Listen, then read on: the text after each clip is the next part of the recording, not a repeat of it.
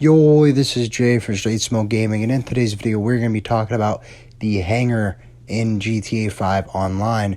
And the reason I'm going to be doing this is because this DLC, honestly, so far, I feel like it's been pretty much geared towards the hangar business. We'll get a little bit more into that, but they made it a little bit easier for all people to use, and quite frankly, it should probably be a business that everyone does pay a little bit more attention to now, especially with the buff payouts for it. You could really make some money for it. So the way they went ahead and did this is, as you can see there, you can now source cargo through air or land. So before we get into more like the land stuff, let's talk about what we already had, the air stuff.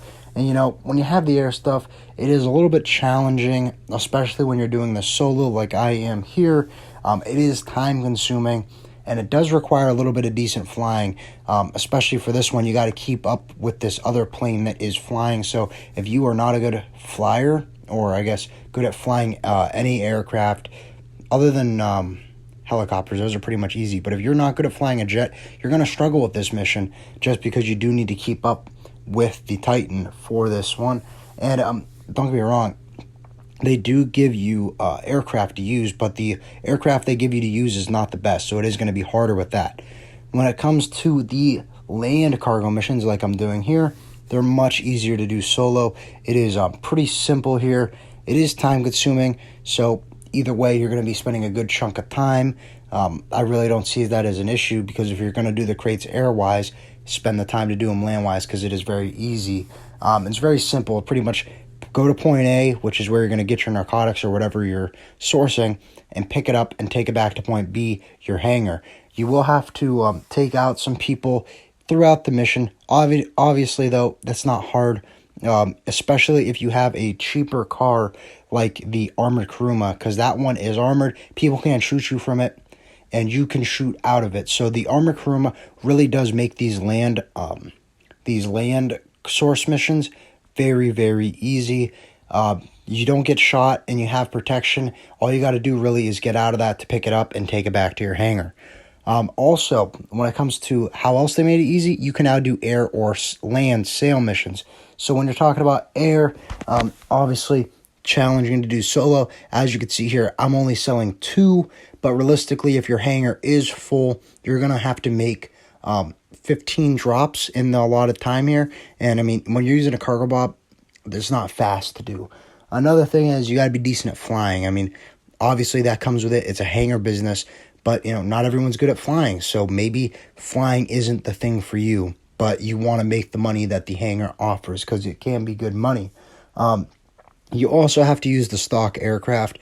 They do not allow you to use, at least as far as I know, they do not allow you to use your own modded aircraft. So you're going to be using stock aircraft, and that is a little bit worse. Especially, you could tell it more with some than you can with others. But when you have the chance, you're going to obviously always want to use your modded aircraft. And when it comes to the land sale missions, they're very similar to bunker sales. Easily done solo.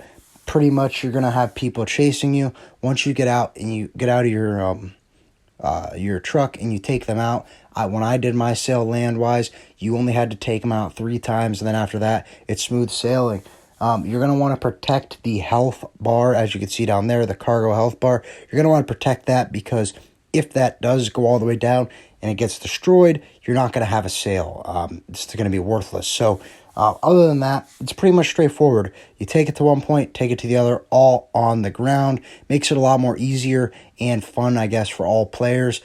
It's not so much challenging. If you want to do the challenging route, obviously you're going to want to do the air, just because that does make it a little bit more challenging. As you can see there, you drop it off, leave, and you get paid for it.